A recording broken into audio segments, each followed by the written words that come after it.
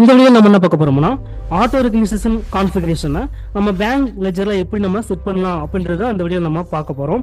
So bank statement import பண்றதுல பார்த்தீங்கன்னா நம்ம டைரக்டா நெட் பேங்கிங்ல இருந்து எக்ஸலோவோ இல்லை சிஎஸ்வி ஃபார்மேட்லையோ நம்ம டைரக்டா டவுன்லோட் பண்ணி நம்ம டேலியில நம்ம இம்போர்ட் பண்ணிக்கலாம். ஸோ இதுல என்ன பண்ணலாம்னா நம்ம ஆட்டோ ரெகக்னிஷனோட கான்ஃபிக்கு எப்படி செட் பண்ணலான்றது பார்க்கலாம்.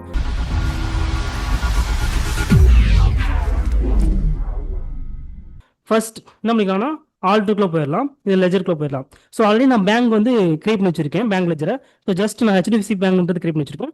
ஸோ அதை செலக்ட் பண்ணிக்கிறேன். செலக்ட் பண்ணதுக்கப்புறம் பார்த்தீங்கன்னா அதுக்கான டீட்டெயில்ஸ் எல்லாமே கொடுத்து வச்சிருப்போம். Account holder name, account name, so IFSC கோட்லாம் கொடுத்து வச்சிருப்போம். நெக்ஸ்ட் பேங்க் நேம் பார்த்தீங்கன்னா நமக்கு டிஃபால்ட் டேலியே எடுத்து வரும். அது என்ன பேங்க் செலக்ட் பண்ணி வச்சிருப்போம். நெக்ஸ்ட் அது கீழே பார்த்தீங்கன்னா செட் ஆல்டர் பேங்க் கான்ஃபிகரேஷன்ன்றதை எஸ் பண்ணிக்கலாம். எஸ் பண்ணதுக்கப்புறம் பார்த்தீங்கன்னா கீழே ரெகக்னிஷனுக்கே தனியாக ஒரு ஆப்ஷன் இருக்கும். அது ரெகக்னிஷன் பிகினிங் டேட்ன்றது பார்த்தீங்கன்னா 1425 நம்ம கொடுத்துக்கலாம். நமக்கு எப்போ அந்த பிகினிங் டேட்டுக்கு வேணுமோ அதை கொடுத்துக்கலாம். நெக்ஸ்ட் பார்த்தீங்கன்னா கீழே set alter auto recognition configuration இருக்கும், அதை எஸ் பண்ணிக்கலாம்.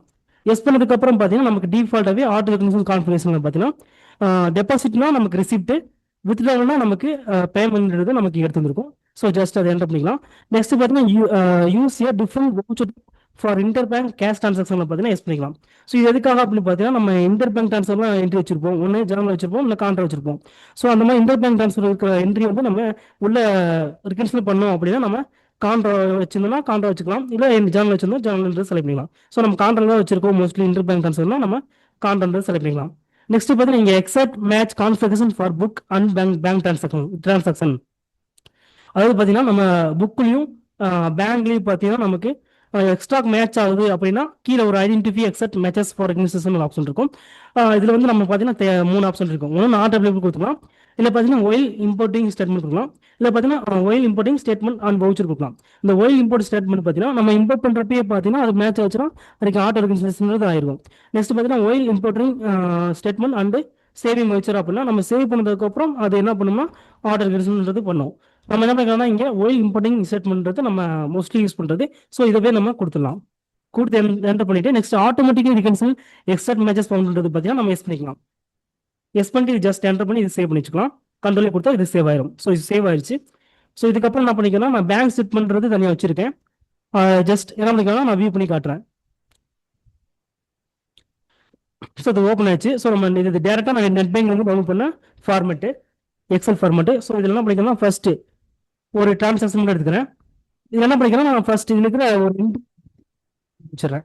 ஸோ இது என்ன மாதிரி இப்போ நமக்கு உள்ள ஒர்க் ஆகுதுன்றது காட்டுறேன்.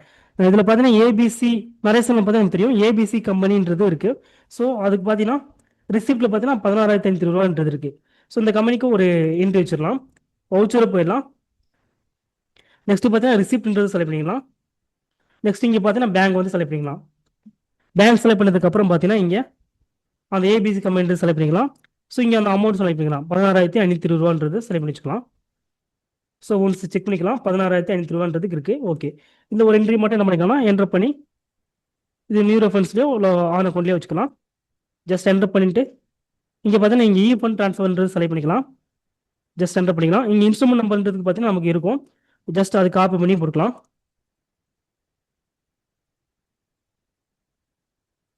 ஸோ இங்கே செக் ரெஃபரன்ஸ் நம்பர் இருக்கும், ஸோ அதை காப்பி பண்ணி போட்டுக்கலாம்.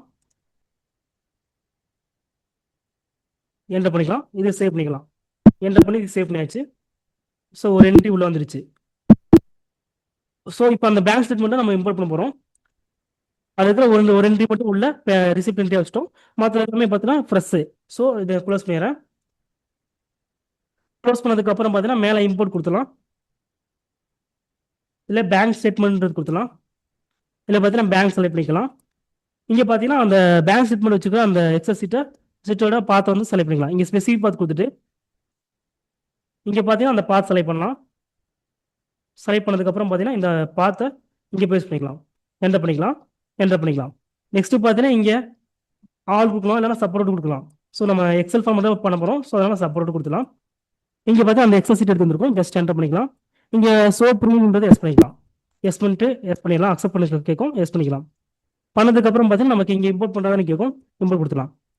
ஸோ இம்போர்ட் பண்ணதுக்கப்புறம் நமக்கு தெரியும் டோட்டலாக நமக்கு பார்த்தீங்கன்னா நியூ இண்டெக்ஸ் பார்த்தீங்கன்னா 8 இருக்குது. அதில் ரிக்வெஸ்ட் ஆயிடுச்சு ஆனது பார்த்தீங்கன்னா 1 2 காட்டும்.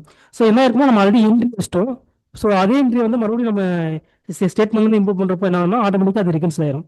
ஜஸ்ட் பேங்க் ரெக்கன்சில் சம்மரி கொடுத்துலாம். ஸோ இங்கே என்ன பண்ணிக்கலாம்னா இங்கே வீவ் ரெக்கன்சில் கொடுத்துடலாம்.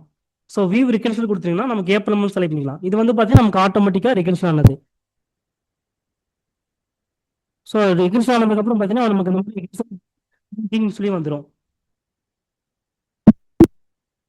ஸோ இந்த மாதிரி நம்ம என்ன பண்ணிக்கலாம்னா நம்மளோட பேங்க் லெட்ஜருக்குள்ளேயே நம்ம ஆட்டோ செட் பண்ணி வச்சுக்கலாம். இந்த வீடியோ உங்களுக்கு ரொம்ப யூஸ்ஃபுல்லாக இருக்கும்னு நினைக்கிறேன். மறக்காம சேனலை சப்ஸ்கிரைப் லைக் அண்ட் ஷேர் பண்ணுங்க. தேங்க்யூ ஃபார் வாட்சிங்.